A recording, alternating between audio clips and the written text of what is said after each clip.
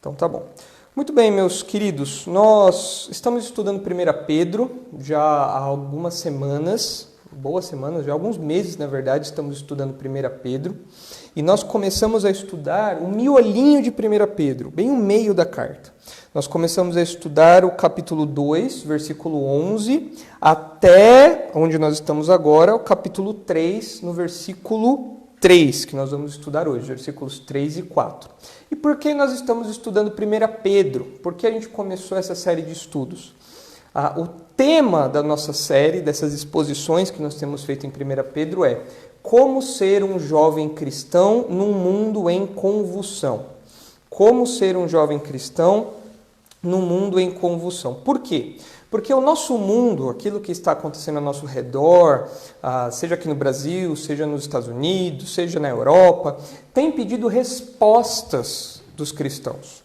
O mundo está entrando em colapso moral, colapso ético, uma verdadeira briga aí social acontecendo, a economia, a questão sanitária, questões de saúde, tudo isso tem exigido alguns posicionamentos dos cristãos. E, infelizmente, muitos cristãos têm adotado uma postura muito aberta a algumas ideologias, têm abraçado muitas visões de mundo incompatíveis com o cristianismo. E aí o jovem cristão se vê num dilema. Ele fala, poxa, eu devo fazer isso que esses jovens estão fazendo? Eu devo ir para a rua, me manifestar? Será que Black Lives Matter? Eu devo ser uma pessoa rebelde? Eu tenho que ser aí uma pessoa politizada, como eu tenho visto aí, participando de movimentos políticos, de grupos políticos? Qual deve ser a postura do cristão? Então nós começamos a estudar 1 Pedro por causa disso. Se você perdeu os estudos anteriores, você pode ir lá no nosso canal do YouTube, o YouTube da Igreja Batista Redenção, você tem lá os vídeos anteriores das exposições de 1 Pedro, ou no nosso IGTV, aqui no Instagram, você tem também as exposições anteriores, para você conseguir acompanhar alguma que você tenha perdido. A gente já falou de vários assuntos em 1 Pedro. A gente já falou da questão do testemunho cristão no mundo pagão, essa é a temática de 1 Pedro.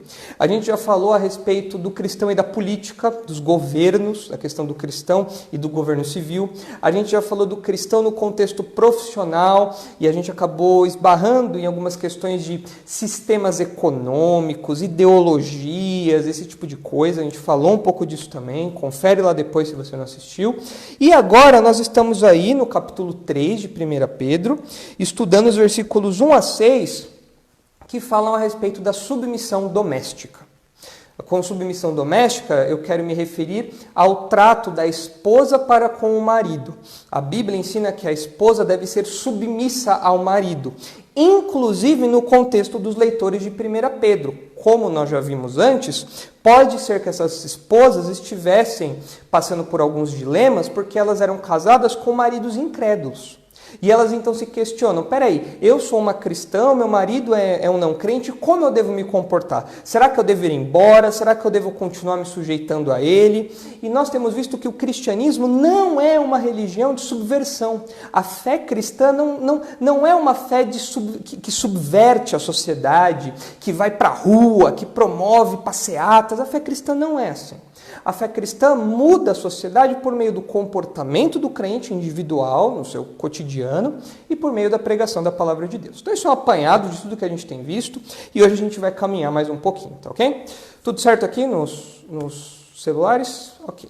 Então vamos começar o texto de hoje, meus irmãos, dando sequência aí ao parágrafo que nós estamos estudando, 1 Pedro 3, de 1 a 6. Eu vou orar. Se você ainda não compartilhou essa live, seja pelo Facebook, seja pelo Instagram, compartilhe, mande para mais pessoas. As pessoas precisam ter acesso a esse conteúdo, porque tem muito jovem sendo iludido pelo feminismo, pelas ideologias progressistas, e nós como crentes precisamos abrir os olhos dessas pessoas para a verdade, à luz da palavra de Deus, ok?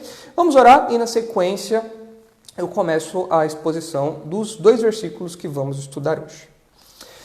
Senhor, nós agradecemos por mais esse dia, nós agradecemos pelo frio e pela chuva, que deixou o tempo um pouco mais úmido para nós aqui, de modo que a nossa saúde melhorasse um pouco.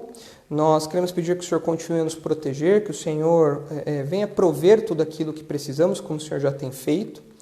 E agora, Pai, nós pedimos pela provisão espiritual, pelo alimento espiritual que o Senhor dará a nós nessa reunião virtual de jovens. Abra nossos corações, abra nossa mente, para que nós possamos entender e aplicar a Tua palavra.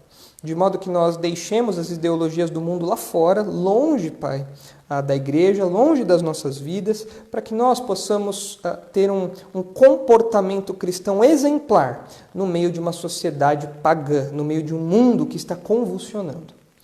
Abençoe aqueles que estão nos assistindo, dê a eles concentração, foco, e abençoe aqueles que vão assistir depois também nas gravações, Facebook, YouTube ou Instagram. É no nome de Jesus que nós oramos agradecidos. Amém.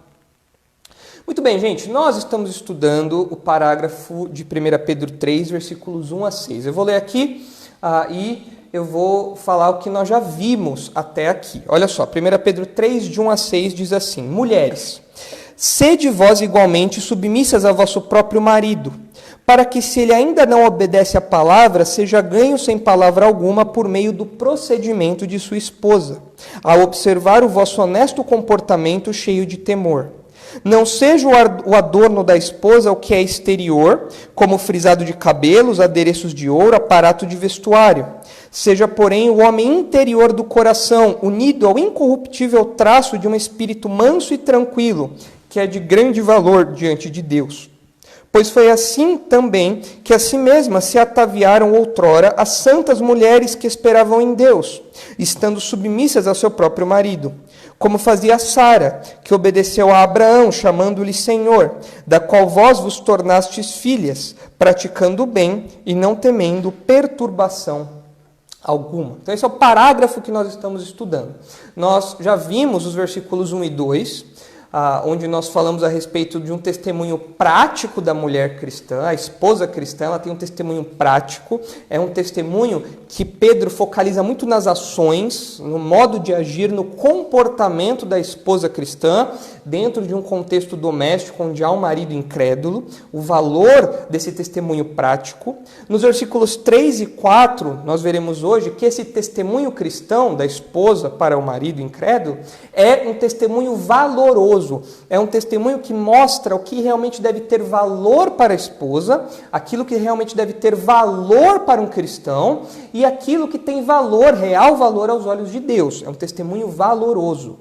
E nós veremos que os versículos 5 e 6 falam para nós que esse testemunho cristão é um testemunho consolidado.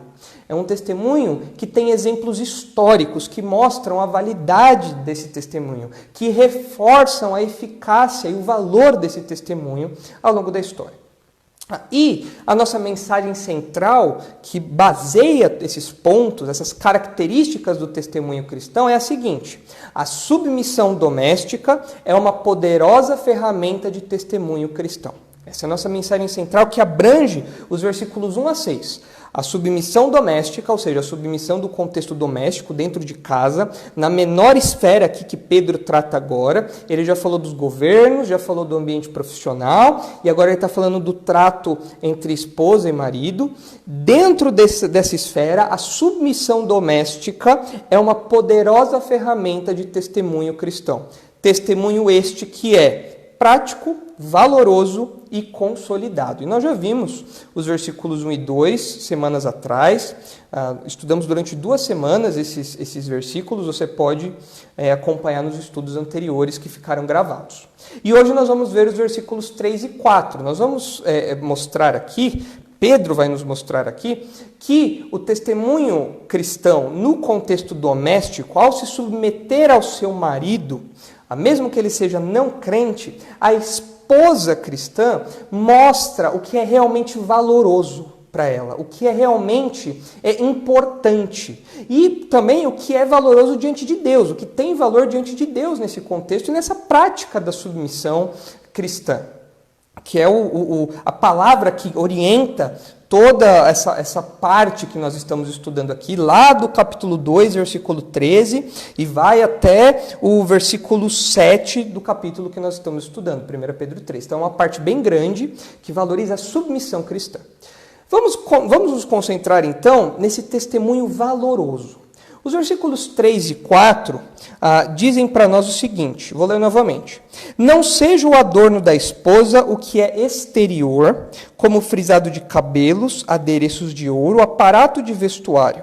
Seja, porém, o homem interior do coração, unido ao incorruptível trajo de um espírito manso e tranquilo, que é de grande valor diante de Deus. Veja só, Pedro agora, nos versículos 3 e 4, vai mostrar para os seus leitores, e em especial para as esposas cristãs que tinham maridos incrédulos, vai mostrar qual deve ser o destaque, qual deve ser a ênfase, qual deve ser a marca de grife, o que deve chamar a atenção em uma mulher cristã.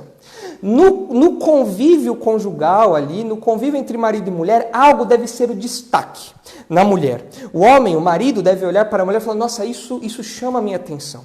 Essa é a ênfase, é o destaque da esposa para com o marido. Pedro vai enfatizar isso. Qual deve ser essa qualidade, essa característica que mostra o que a esposa valoriza de fato, qual é o ponto de destaque na vida da esposa e aquilo que é valoroso diante de Deus. Pedro começa a dar essa ênfase aqui agora.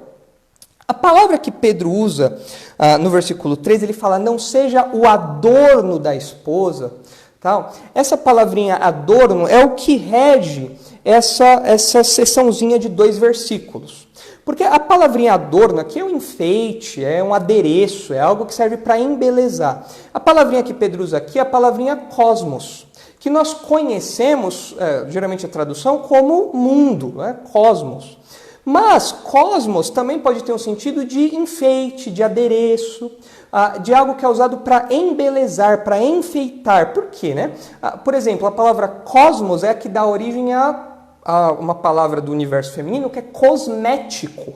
Cosmético vem da palavra cosmo. Por quê? Porque a ideia de algo organizado, algo bonito, né? O mundo, a estrutura do mundo, o nosso mundo é algo bonito, é algo organizado, né?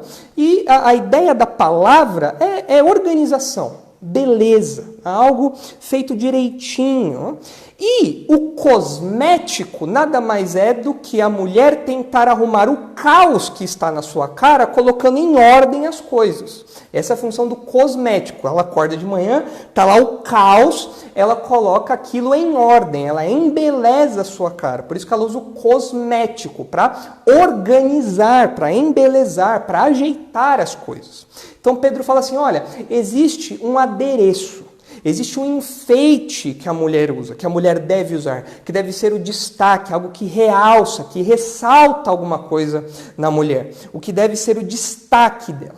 E Pedro faz um contraste, ele fala, olha, existem 2 adereços. Existem os adereços exteriores, que ele menciona aqui, que são o frisado de cabelos, os adereços de ouro e o aparato de vestuário.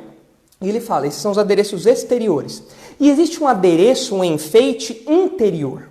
Algo que embeleza, que enobrece, que exalta, que destaca aspectos interiores da mulher. Existe algo exterior e algo interior.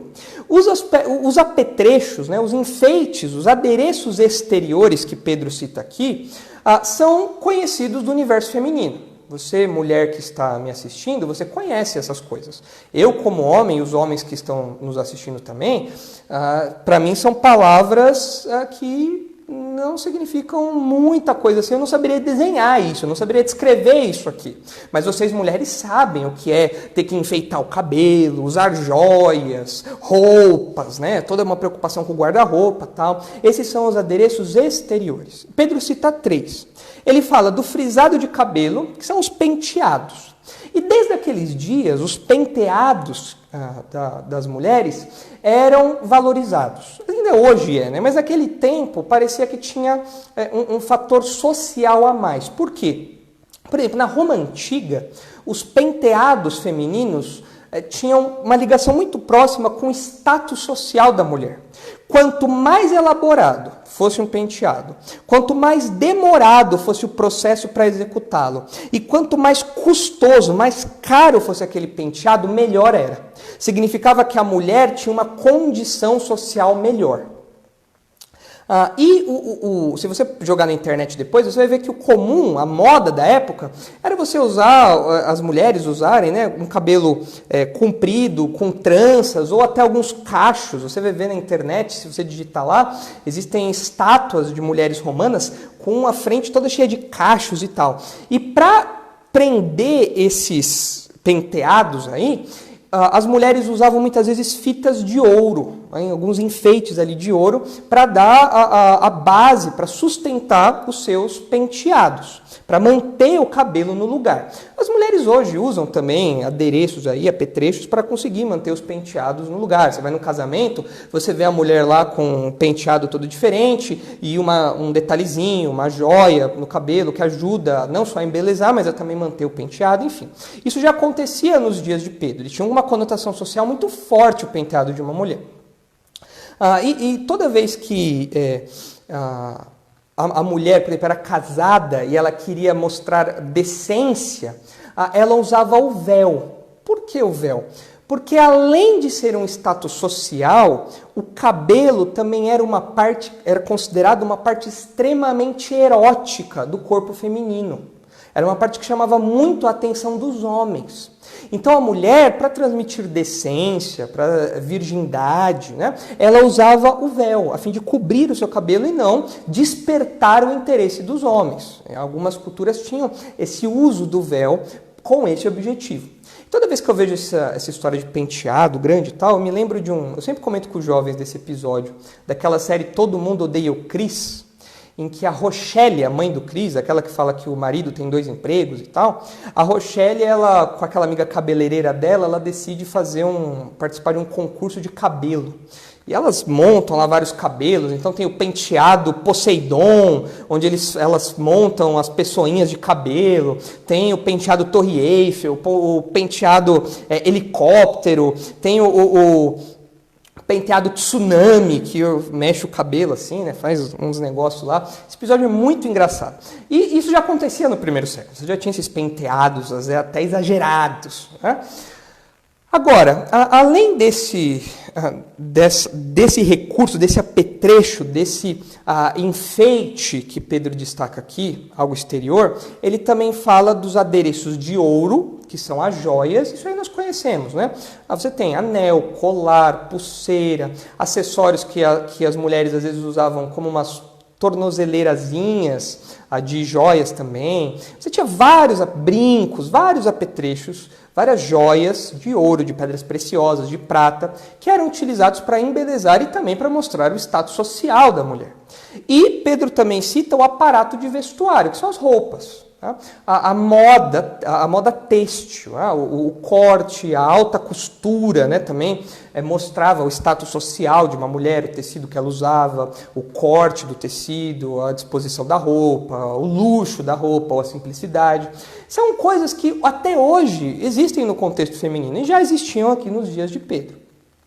Para vocês terem uma ideia de um retrato de uma mulher vaidosa naqueles dias, leiam rapidamente comigo Isaías, capítulo 3. Em Isaías, capítulo 3, nós vemos, num contexto de juízo, um retrato feminino vaidoso. Olha só, e veja os apetrechos que aparecem aqui.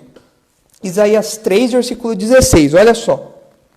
Diz ainda mais o Senhor: visto que são altivas as filhas de Sião, e andam de pescoço emproado, de olhares imprudentes, andam a passos curtos, fazendo tinir os ornamentos de seus pés, o Senhor fará tinhosa a cabeça das filhas de Sião, o Senhor porá a descoberto as suas vergonhas. Naquele dia tirará o Senhor o dos tornozelos, e as toucas e os ornamentos em forma de meia-lua, os pendentes e os braceletes, e os véus esvoaçantes, os turbantes e as cadeiazinhas para os passos, as cintas, as caixinhas de perfumes e os amuletos, os sinetes e as joias pendentes do nariz, os vestidos de festa, os mantos, os xales e as bolsas, os espelhos, as camisas finíssimas, os atavios de cabeça e os véus grandes. Será que em lugar de perfume haverá podridão, e por cinta corda, em lugar de encrespadura de cabelos, calvície, e em lugar de veste suntuosa, cilício, e marca de fogo em lugar de formosura. Então, veja aqui um contexto de juízo, é tudo que uma mulher não quer ouvir aqui, é a beleza descrita aqui se transformar em algo terrível, como acontece no juízo aqui, as cidades que Isaías te dirige.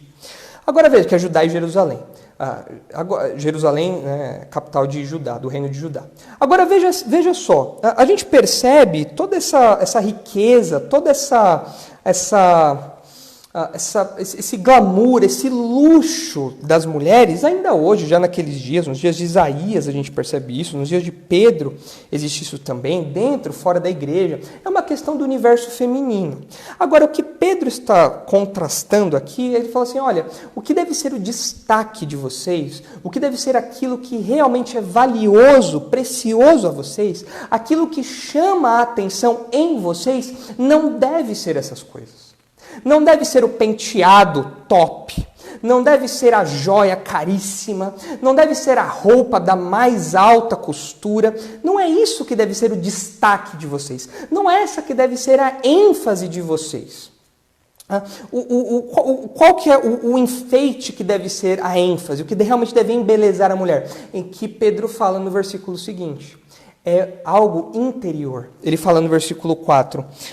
Seja, porém, o homem interior do coração. A ideia de algo interior, do mais íntimo da mulher, o caráter. Algo que não pode ser enfeitado com joias, com roupas. Algo do coração. Unido ao incorruptível trajo de um espírito manso e tranquilo, que é de grande valor diante de Deus. É a questão de caráter. O que deveria chamar a atenção dos maridos incrédulos, no caso de 1 Pedro aqui, ou de qualquer pessoa, na verdade, seja crente ou não crente, o que deve chamar a atenção em uma mulher não são seus apetrechos externos, a sua aparência externa, é o caráter. É o interior, é o coração que se expressa em um comportamento cristão. Né? E essa é a tônica de 1 Pedro aqui. Olha, no meio dos pagãos você tem que ter um comportamento exemplar. E como é esse caráter interior? Como é esse enfeite interior? Quais são as joias que enfeitam, que embelezam o interior da mulher? É o espírito manso e tranquilo. Pedro fala aqui, olha só, unido ao incorruptível trajo de um espírito manso e tranquilo, que é de grande valor diante de Deus. Aqui, Pedro usa uma endíade. Nós já falamos o que é uma endíade. É quando o autor, é um recurso linguístico, onde o autor, para explicar um conceito, ele usa duas palavras. Então, para falar de uma disposição mansa e tranquila, não é que manso e tranquilo tem conotações tão diferentes, ou denotações tão diferentes. Mas é porque manso e tranquilo são palavras próximas que definem um comportamento pacífico. Um comportamento não rebelde, não revoltoso, não subversivo, mas tranquilo, sereno. E, claro, afeta o comportamento prático, as ações da mulher, sem dúvida alguma, mas que nasce e abrange as disposições internas do coração dela. É algo que nasce e vem de dentro para fora. A verdadeira beleza feminina vem de dentro para fora. Ela não vem de fora para dentro. É isso que Pedro está falando aqui para nós. O que deve chamar a atenção não é aquilo que vem de fora para dentro, mas aquilo que vem de dentro para fora de uma mulher cristã. Essa deve ser a ênfase das mulheres cristãs, especialmente aquelas que têm um marido incrédulo dentro de casa. Agora veja só, por que isso é fundamental? Em primeiro lugar, porque esses apetrechos nunca saem de moda. Um espírito manso e tranquilo nunca sai de moda, nunca se deteriora. Pedro qualifica esse enfeite como um enfeite incorruptível. É algo que não se perde, não perece. É algo que não se envelhece, é algo que nunca sai de moda. A moda têxtil, as joias, tudo isso sai de moda, tudo isso passa de moda. Essa semana no grupo de jovens a gente estava comentando lá no WhatsApp a respeito de moda, coisa que homem pode vestir, coisa que homem não pode vestir, e a moda passa, vem e vai, coisas ridículas aparecem, coisas mais ridículas ainda aparecem depois. A moda é passageira, esses apetrechos, os penteados, as roupas, as joias, essas coisas exteriores, elas passam, elas vão embora. Enquanto que o espírito manso e tranquilo não se deteriora, nunca sai de moda. Pedro fala que é incorruptível, e se vocês olharem lá no capítulo 1, no versículo 18, Pedro fala para nós o que é algo corruptível. Ele fala, capítulo 1, versículo 18, sabendo que não foi mediante coisas corruptíveis como prata ou ouro, que fostes resgatado do vosso fútil procedimento. Ou seja, algo que é corruptível, que passa, que perde valor, que se deteriora, prata e ouro. O que é algo incorruptível é um espírito manso e tranquilo. É algo que vem da nossa regeneração, da ação do Espírito Santo em nossa vida. Isso não sai de moda, isso não se deteriora, isso não perde valor. Nós aprendemos no famoso capítulo 31 do livro de Provérbios, se vocês abrirem lá rapidamente comigo em Provérbios 31, o capítulo áureo da esposa virtuosa, da mulher virtuosa, nós aprendemos uma verdade semelhante a essa no versículo 10. Olha lá, Provérbios 31, 10. Mulher virtuosa, quem a achará? O seu valor muito excede o de finas joias. Aquilo que o homem tem de mais precioso, que é o ouro e a prata, o valor de uma mulher cristã é muito maior do que isso. O valor de uma mulher temente a Deus, de uma mulher piedosa, é infinitamente maior que isso. Não perde valor, não se deteriora, a traça não consome, não enferruja, nada disso. Não sai de moda. Veja o versículo 30 também de Provérbios 31. Enganosa é a graça e vã é a formosura, mas a mulher que teme ao Senhor, essa será louvada. Um versículo que muitas moças destacam na Bíblia, fazem marca-página, pega camiseta com isso, porque é um versículo que mostra que a beleza é passageira. A beleza, uma hora, as rugas aparecem. Uma hora a sua pele lisinha e toda tratada, ela vai começar a dar espaço para, como é que chama? Nos olhos aqui pé de galinha? Pé de galinha, vai dar lá do pé de galinha, né? O cabelo lisinho, assim, bonito, tal, tá ali digno de uma propaganda da Palmolive, não? Vai dar lugar a um cabelo branquinho, meio acinzentado ali, sem muita qualidade. Os olhos vibrantes, brilhosos, vão começar a ficar mais opacos. A beleza é passageira. A mulher cristã não faz disso o seu apoio para a vida. Pedro está falando, olha, essas questões exteriores não devem ser as coisas que vocês mais valorizam. Não deve ser isso que deve ser o destaque de vocês. Quando alguém olhar para vocês, quando o marido de vocês olhar para vocês, eles devem ver algo a mais, porque isso passa, isso é corruptível. Mas vocês podem se revestir de um trajo que é incorruptível, um trajo de humildade, de mansidão, de tranquilidade. E depois, Pedro fala que essa roupa do coração, ela tem grande valor diante de Deus. Enquanto que o penteado, as joias e a roupa têxtil, né, tem grande valor diante dos homens, Pedro fala que o espírito manso e tranquilo tem grande valor diante de Deus.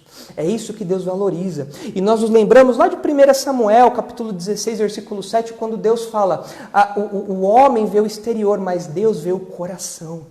Existem coisas que para nós são extremamente valiosas e nós apoiamos a nossa vida nisso, mas Deus esquadrinha o coração. Deus olha e valoriza o espírito manso e tranquilo. Isso tem grande valor, tem grande riqueza diante de Deus. É o que Pedro fala no versículo 4. Agora, depois Pedro vai ilustrar isso no exemplo de Sara, que nós vamos ver na semana que vem. Eu quero também trazer outros exemplos bíblicos para vocês de mulheres que se vestiram o seu coração com esse traje de mansidão e tranquilidade. Nós vamos ver que realmente trata-se de um testemunho consolidado. Mas é importante destacar aqui o que não é um espírito manso e tranquilo. Por quê? Muitas pessoas olham para um texto como esse e são machistas. E aqui eu me refiro a machista no termo de diminuir, inferiorizar o papel da mulher. Muitas pessoas olham para textos como esse e distorcem isso.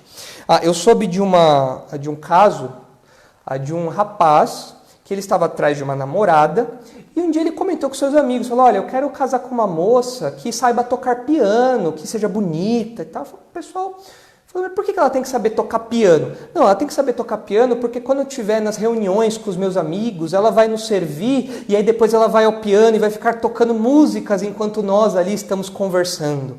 Ele queria uma funcionária. Ele queria uma musicista para servi-lo. Ele não estava preocupado em ter uma esposa no sentido completo. Estava servindo ali aos seus interesses sociais. Então muitas pessoas pensam que uma mulher mansa e tranquila é uma mulher com esse perfil. E eu listei aqui o que não é ser manso e tranquilo. Olha só, não é. Um espírito manso e tranquilo não significa ser uma mulher apática, indiferente ao que ocorre ao seu redor. Tem muitas mulheres, essa mulher é mansa e tranquila, mas a mulher é aérea. A mulher não liga para nada que acontece. Nossa, poxa, benzinho, não sabia. Apática. Não porque ela é uma mulher simples ou porque ela é uma mulher leve, mas porque ela é apática, indiferente. Isso não é um perfil manso e tranquilo. Não é também ser uma mulher sem opiniões próprias. Uma mulher que não consegue pensar por conta própria, que não tem discernimento. Aquela mulher que tudo, em absolutamente tudo, não é que ela pede opinião, que ela reflete a respeito do que ela lê, não. Ela simplesmente aceita tudo que falam para ela inadvertidamente. É uma mulher que Provérbios vai chamar de tola. O tolo é aquele que crê em tudo que falam para ele. É uma mulher que não pensa, não raciocina, não consegue refletir diante daquilo que ela lê nas Escrituras, aplicar aquilo na vida dela ou nas situações que acontecem ao seu redor. Isso não é ser uma mulher mansa e tranquila, ter um espírito manso e tranquilo. Também não é ser uma pessoa ignorante e desinformada. Muitas moças pensam que ter um espírito manso e tranquilo significa ser uma pessoa que não estuda, ser uma pessoa que não sabe das coisas, que não se importa com as coisas, ser uma pessoa ignorante no sentido acadêmico, uma pessoa desinformada. Não é isso que Pedro quer dizer aqui com espírito manso e tranquilo. Também não significa ser alguém facilmente influenciável, uma pessoa que abre mão dos seus princípios facilmente. Ela é uma pessoa tranquila, qualquer um que chega ali consegue mudar a opinião dela. Não, isso não é ser tranquilo, isso é ser moralmente frouxo. E nenhum cristão, seja homem ou mulher, pode ser alguém facilmente influenciável. Então não é isso que significa ter um espírito manso e tranquilo, que Pedro diz aqui. Quais são então as marcas de um espírito manso e tranquilo? Quais são as expressões práticas de um espírito manso e tranquilo? Eu listei aqui algumas. Em primeiro lugar, ter um espírito manso e tranquilo significa promover descanso ao invés de impor fardos. Vocês devem se lembrar que o Senhor Jesus, o próprio Senhor Jesus, em Mateus capítulo 11, versículo 29, ele fala que aqueles que estão cansados devem ir até Ele. Por quê? Porque Ele é manso e humilde de coração. E essas pessoas serão aliviadas. Os sobrecarregados se achegam a Jesus e são aliviados dos seus fardos. Porque Jesus não fica impondo fardos impossíveis de carregar, pesados aos seus seguidores. E a mulher que tem um espírito manso e tranquilo deve promover isso, promover o descanso ao invés de impor fardos. No contexto doméstico, isso acontece quando a esposa tem tato e faz com que o convívio doméstico seja agradável, um convívio leve, um convívio onde há descanso, onde o marido quer voltar para casa no final do dia de trabalho. Porque muitas mulheres, infelizmente, não se revestem dos apetrechos, das joias de um espírito manso e tranquilo e ficam cobrando o tempo todo os seus maridos. O marido acabou de chegar, é cobrança. Você não fez isso, você não faz aquilo, você é um péssimo marido, não sei o quê. Não promove o descanso, mas fica colocando fardos. Isso não é ter um espírito manso e tranquilo. Outra característica de uma mulher que veste o seu coração de um espírito manso e tranquilo é ela ser amiga da paz e não uma mulher briguenta, não uma mulher que vive contendendo, vive brigando com seu marido. Provérbios enfatiza muito isso. Veja só, Provérbios 21:9 diz assim: melhor é morar no canto do eirado do que junto com a mulher rixosa na mesma casa. É melhor você morar num cantinho, numa casinha lá longe, do que você morar no mesmo teto de uma mulher briguenta. Provérbios 21:9. Provérbios 21:29. Melhor é morar numa terra deserta, que não dá nada, árida, improdutiva, do que com uma mulher rixosa e iracunda. Mulher brava, mulher que para tudo briga, que vive causando dentro de casa, vive entrando em discussões com o marido. É melhor morar num deserto do que morar com uma mulher dessa. Provérbios 27, versículos 15 e 16 dizem assim: o gotejar contínuo no dia de grande chuva e a mulher rixosa, a mulher briguenta, são semelhantes. Contê-la seria como conter o vento, seria pegar o óleo na mão, você vai se queimar. Não tem jeito. Morar com uma mulher briguenta é impossível. E é curioso nós notarmos que o estereótipo feminino dos nossos dias, o estereótipo que o feminismo tem colocado diante das mulheres, é justamente um estereótipo briguento. A mulher ideal do feminismo é aquela mulher que baba ódio aos homens, é aquela mulher que fica com o olhão esbugalhado, morte aos machistas e tal. Esse é o perfil que o feminismo tem colocado para as mulheres, mas esse não é o perfil bíblico. Tem mulheres que são briguentas não só dentro de casa, mas são briguentas nas redes sociais também. É mulher que vive arranjando briga para qualquer coisa e fica lá e vai textão brigando e começa a xingar e não sei o que. Não é esse o perfil de uma mulher que reveste o seu coração com o trajo incorruptível da mansidão e da tranquilidade. Ter um espírito manso e tranquilo significa também ser dominada pelo Espírito Santo. O fruto do Espírito contém a mansidão. Lá em Gálatas 5:23 nós aprendemos isso. Paz, alegria, amor, longanimidade, benignidade, bondade. Você tem a mansidão no meio desse fruto também. Dentro de todas essas virtudes, a mansidão é uma característica marcante da atuação do Espírito Santo na vida de uma pessoa. E a mulher cristã deve se preocupar em viver sob a direção do Espírito e, portanto, fazer crescer este gominho do fruto do Espírito, que é a mansidão. Além disso, eu coloquei aqui uma última característica, a mulher que tem o espírito manso e tranquilo é uma mulher que é ensinável. É uma mulher que acolhe as exortações, seja exortações vindas de outros cristãos, como irmãos, seja exortações vindas do seu marido. A mulher cristã acolhe isso. Nós vemos um exemplo que é aplicado a todos os crentes, essa disposição, em Tiago, capítulo 1, versículo 21, onde Tiago fala: vocês acolham com mansidão a palavra que foi dada a vocês. Essa deve ser a postura da mulher cristã, uma postura ensinável. E também uma mulher cristã que tem o trajo da mansidão e da mansidão e da tranquilidade, ela também sabe exortar. Ela também sabe falar, ela tem sabedoria nas palavras, ela tem tato. Como nós vemos o exemplo também aplicado a todos os crentes, lá em Gálatas capítulo 6, versículo 1. Então vejam, isso é ter um espírito manso e tranquilo. Isso é realmente valoroso diante de Deus, porque são virtudes cristãs.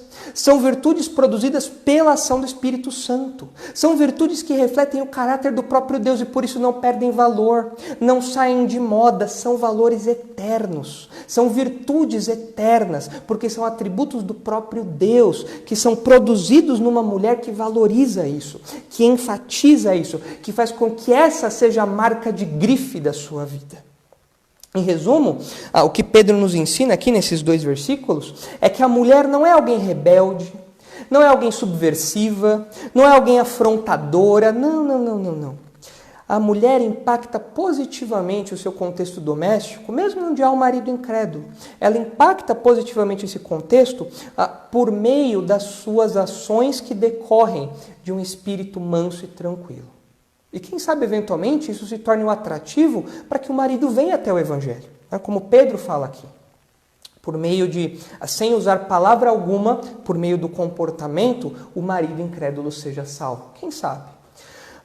E na prática, isso significa que a mulher cristã ela valoriza o caráter, ela cuida da sua aparência, mas ela nunca inverte as suas prioridades.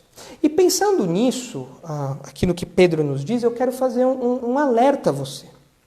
Talvez você esteja me assistindo aí, você moça, ou quem sabe você rapaz, né, esteja nos assistindo e talvez você seja alguém que valorize muito os apetrechos externos.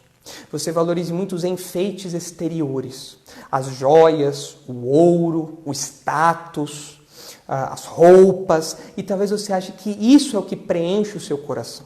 Talvez você creia que isso seja o que realmente é valoroso para Deus, ou que isso realmente tenha valor para a vida como um todo, que essa é a razão de viver, que isso é o que deve te destacar em relação às outras pessoas. E você apoia toda a sua confiança nisso. Deixa eu te dizer algo. 1 João fala para nós que tudo que há no mundo passa. Tudo isso é passageiro, essas coisas perdem valor. Mas aquele que faz a vontade do Senhor permanece para sempre. Essas roupas caras que você acha que são o sentido da sua vida, as joias que você usa que te dão consolo, as roupas, os penteados que você tem, que você gasta dinheiros e dinheiros nisso, acreditando que esse é o motivo de viver da mulher, se você apoia a sua esperança, o seu prazer verdadeiro, se você apoia a sua alma nisso, isso tudo vai passar. Agora, se você quer algo que é incorruptível, se você quer algo que o tempo não faz perder valor, se você quer algo que realmente sacia a nossa fome da alma e que mantém o nosso coração gelado, aquecido, que dá vida ao nosso coração morto, eu te apresento o Evangelho. O Evangelho, que é a mensagem de que todos nós somos pecadores e que naturalmente nós apoiamos a nossa fé nesse tipo de coisa passageira. Mas nós devemos apoiar a nossa fé no sacrifício de Jesus, no que Jesus fez na cruz por pecadores, para que agora nós, aceitando esse sacrifício, possamos aquecer o nosso coração, que antes estava morto, mas agora vive. Possamos depositar nele a nossa fé com a expectativa de um tesouro celeste que a traça e a ferrugem não corrói. E desde agora, como Pedro destaca, nós temos produzidas em nós as virtudes do Espírito Santo, as virtudes do próprio Deus, os atributos do próprio Deus expressos em nossa vida. A mansidão, a tranquilidade, a humildade, a submissão voluntária que nós temos tanto falado aqui. Somente o Evangelho pode fazer isso. Se você ainda não é um crente, apoia a sua vida nessas coisas passageiras, abandone isso.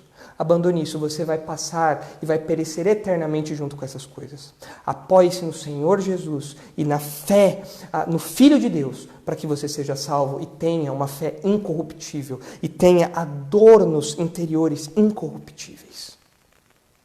Mas para caminhar aqui para o final, nos nossos últimos minutos aqui, eu gostaria de fazer algumas aplicações especiais, algumas ressalvas para vocês. Em primeiro lugar, o que nós aprendemos aqui nos versículos 3 e 4, ainda que não seja o objetivo de Pedro, Pedro está focando nas esposas, no convívio doméstico, ainda que não seja o objetivo de Pedro, Pedro delineia para nós um princípio que pode ser aplicado à realidade da igreja.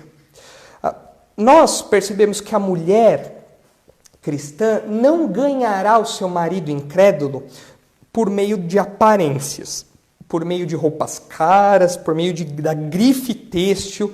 A mulher crente não vai ganhar o seu marido incrédulo por conta disso. É isso aqui que Pedro nos ensina.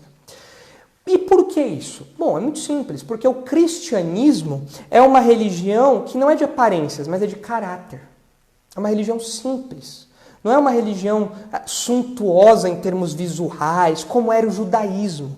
O judaísmo era assim, o judaísmo tinha o templo, o judaísmo tinha as roupas, o judaísmo tinha os rituais, o judaísmo tinha os sacerdotes, era tudo muito bonito, era tudo muito visual. Inclusive esse era o dilema enfrentado pelos crentes da carta aos Hebreus, porque eles estavam tentados a voltar para o judaísmo, porque além de não sofrer perseguição no judaísmo, eles também viam a beleza do judaísmo, o glamour do judaísmo, enquanto que o cristianismo, em aspectos visuais, é simples, é modesto. Porque o cristianismo não é uma religião de aparências. O cristianismo é uma religião de caráter, de coração. Transforma de dentro para fora. E esse princípio que nós podemos aplicar da orientação doméstica para a igreja é a seguinte. Nós como crentes, pensando agora na realidade da igreja, aplicando esse princípio à igreja, nós como crentes não podemos ornamentar a nossa igreja a fim de ganhar incrédulos. O que eu quero dizer com isso? Nós não podemos confiar nos apetrechos, nas joias, nas roupagens deste mundo e colocar isso na igreja a fim de ganhar os de fora. Se isso não funciona com o marido incrédulo no convívio doméstico, isso não vai funcionar na igreja. Nós não podemos adaptar, enfeitar a nossa igreja para que os incrédulos se sintam atraídos pela estética e venham até aqui. O que eu quero dizer com isso? Tem muitas igrejas que pintam seus interiores de preto, essa é a moda agora. Igrejas contemporâneas, igrejas na moda, igrejas jovens e tal, com um tambor no lugar do púlpito, um tambor de óleo no lugar do púlpito, descolado, com o pastor não tem mais um púlpito, ele tem um banquinho agora. A pregação não é mais uma homilia, não é mais um sermão, a pregação agora é um bate-papo informal. As músicas não são mais músicas congregacionais, agora você tem um show particular, com luzes, fumaça, banda, você tem uma série de coisas, uma série de roupagens que visa a trazer, a conquistar os incrédulos para dentro da igreja. Mas o cristianismo não funciona assim. O cristianismo é uma religião modesta, é uma religião simples, mas é uma religião que chega no coração, enquanto essas coisas ficam só no exterior. Pedro, a partir do exemplo doméstico, nós podemos aplicar esse princípio na realidade eclesiástica. Outra questão que eu queria mencionar aqui, um segundo ponto. Pedro não proíbe o cuidado com a aparência, ok? Vocês mulheres, algumas mulheres podem olhar aqui para esse texto e falar, pronto, é tudo que eu queria. Agora eu não vou mais me preocupar com a aparência, porque o que importa é o coração.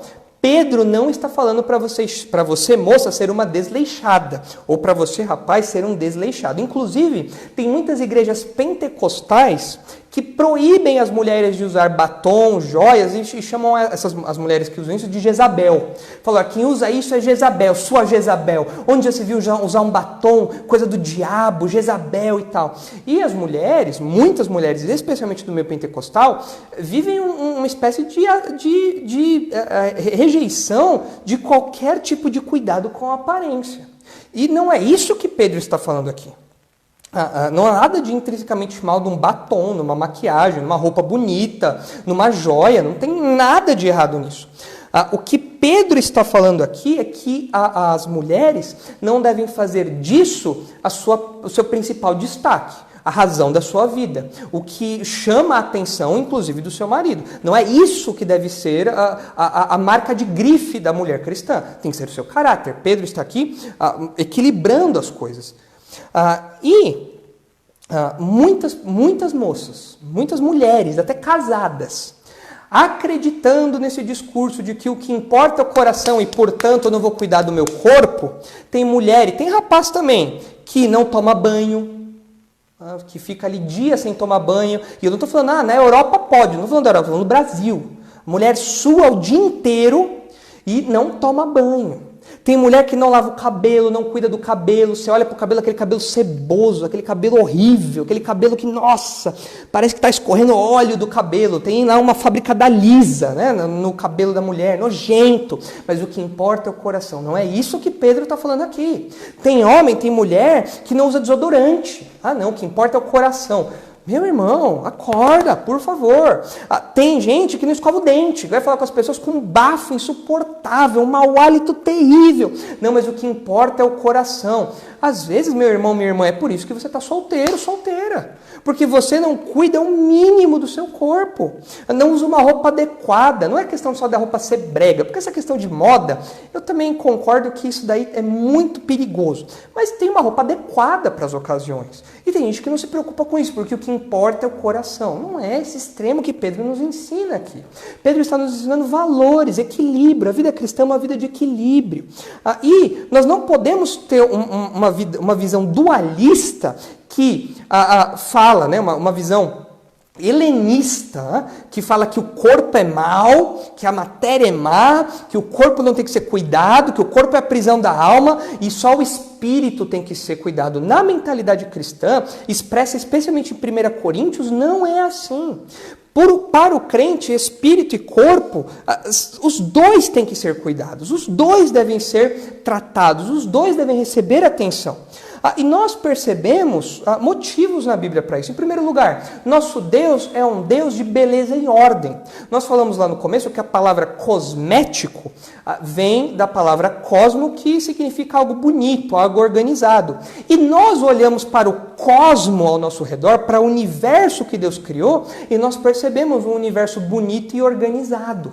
Deus gosta de beleza e de ordem. Nós também aprendemos aqui em 1 Coríntios que Cristo comprou o nosso corpo, tanto que nós vamos ressuscitar corporeamente. Tá? Então, Cristo comprou o nosso corpo também. Cristo comprou a carne e osso de nós, não só o nosso espírito. De modo que a gente tem que cuidar do nosso corpo também. Além disso, um destaque importante para as mulheres. A Bíblia realça muitas mulheres piedosas que eram também bonitas. E isso era motivo de destaque. Nós vemos, por exemplo, em Gênesis, né, as matriarcas, lá, né, os patriarcas, as esposas dos patriarcas, né? Sara, esposa de Abraão, Rebeca, esposa de Isaac, Raquel, esposa de Jacó, todas elas, o texto fala, eram formosas. Nós aprendemos sobre Abigail em 1 Samuel, capítulo 25. O texto fala que ela era sensata e formosa. Tá? Nós aprendemos no livro dos Cânticos, todo o livro dos Cânticos, nós vemos os elogios que são feitos a Sulamita, ali a esposa de Salomão, né? A mulher de Salomão ali, ela era bonita. Nós aprendemos também em Esther, o livro de Esther fala que Esther era uma mulher muito bonita e ela se mostra também sábia. Então a Bíblia não condena a beleza, a Bíblia não fala que a beleza é algo ruim que deve ser ignorado, não, a beleza é algo bom que deve ser cultivado, tratado, cuidado. E, como eu disse, talvez você esteja solteiro ou solteira porque você acha que o interior é o que importa para tudo. E você não transmite aspectos básicos de higiene, não transmite aspectos básicos aí de organização, de sensatez social, né? Cuide, passe um desodorante, corta o cabelo legal, use uma roupa bonita. Eu não tenho dinheiro para usar roupa de marca. Não é porque você é pobre que tem que ser feio. Não é porque você é pobre que tem que se vestir mal. Por favor. A gente brinca, né? Que a gente fala, olha, não repara que a gente é pobre, mas é limpinho. É isso. É ser organizado. É ser cuidadoso. O crente tem que ser assim. Pedro não está ensinando aqui a você rejeitar as coisas exteriores e pensar só nas interiores. Não é isso. Pedro está mostrando o equilíbrio. Ele está falando, olha, o que deve ser valoroso. Nós estamos falando de um testemunho valoroso. O que deve ser valoroso, principal para uma mulher, é o seu espírito manso e tranquilo. É algo interior, é o seu caráter cristão. E por fim, eu quero destacar aqui uma terceira aplicação, que é a seguinte, que tangencia o que nós falamos aqui. Nós falamos sobre roupas exteriores e a questão do coração. E as roupas que uma moça veste, ou deixa de vestir, mostra o seu coração. As roupas que uma mulher veste expressam o seu coração. Desde os tempos bíblicos, as mulheres já têm problemas e dilemas quando elas abrem o guarda-roupa. Desde aqueles dias.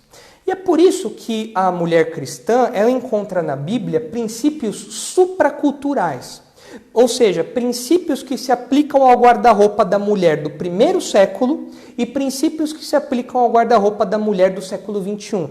A Bíblia tem princípios nesse campo do comportamento feminino que se aplicam nos dois contextos, porque são princípios que estão acima da cultura do tempo. É algo supracultural. E parece que Timóteo, abre lá rapidinho comigo, parece que Timóteo teve um problema semelhante ao que muitas igrejas enfrentam hoje, um dilema que muitas mulheres enfrentam hoje, No que diz respeito às roupas, parece que Timóteo teve um problema semelhante com as mulheres da igreja de Éfeso, que não estavam se comportando muito bem nas suas vestimentas e estavam atrapalhando o culto público. Veja o que diz 1 Timóteo 2, 9 a 10. Olha só. Da mesma sorte, 1 Timóteo 2, 9.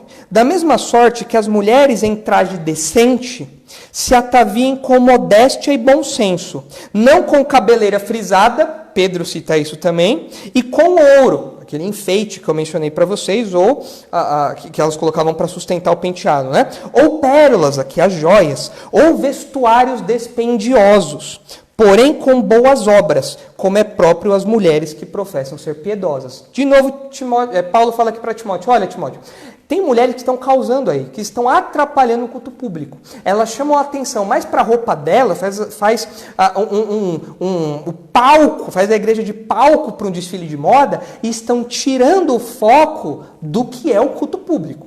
Essas mulheres têm que aprender a se vestir com modéstia, com discrição, com sabedoria. E veja só, Paulo não coloca aqui para Timóteo regrinhas. A gente tem que tomar cuidado com isso, quando a gente fala de roupa feminina. Tem igrejas que colocam regrinhas. Olha, a saia tem que ter 3 centímetros abaixo do joelho, a roupa tem... A Bíblia não fala de regrinhas justamente porque ela é supracultural. Por outro lado, a gente também tem que tomar cuidado com outro extremo, que é da libertinagem. É a ideia feminista de que quanto menos roupa uma mulher usa, mais livre ela é. Isso é mentira. Isso é algo que o feminismo colocou na cabeça das moças e é mentiroso. Porque isso não expressa liberdade. Pelo contrário, isso expressa escravidão.